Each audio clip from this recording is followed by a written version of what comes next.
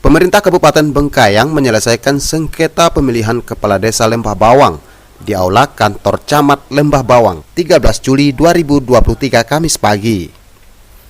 Penyelesaian sengketa pemilihan Kepala Desa digugat oleh calon Kepala Desa nomor urut 2 Albertus Aji yang menurutnya ada kekeliruan pada penghitungan surat suara pasca pencoblosan tanggal 6 Juli 2023 lalu.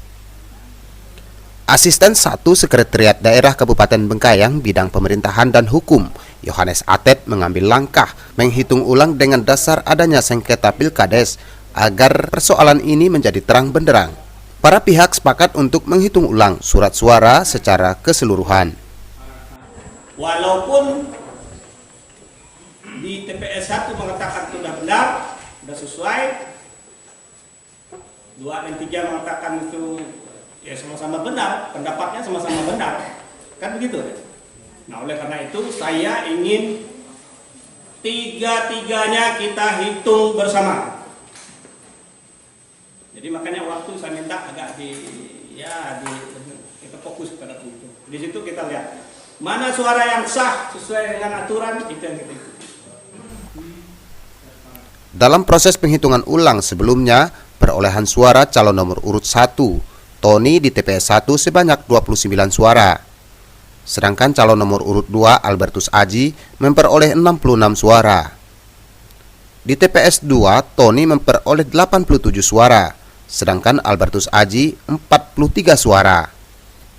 Sementara di TPS 3 baik Tony maupun Albertus Aji memperoleh suara imbang sama-sama 29 suara. Setelah ditetapkan oleh panitia Pilkades Desa Lembah Bawang, Tony unggul dari Albertus Aji sebanyak 7 suara. Setelah terjadinya gugatan dan dilakukan penghitungan ulang surat suara, ternyata di TPS 1 Tony memperoleh 28 suara dan Albertus Aji 66 suara. Di TPS 2 Tony memperoleh 77 suara sedangkan Albertus Aji 32 suara. Selanjutnya di TPS 3 Tony memperoleh 23 suara dan Albertus Aji 22 suara. Maka setelah ditotalkan jumlah perolehan suara di seluruh TPS, Tony memperoleh 128 suara dan Albertus Aji memperoleh 120 suara.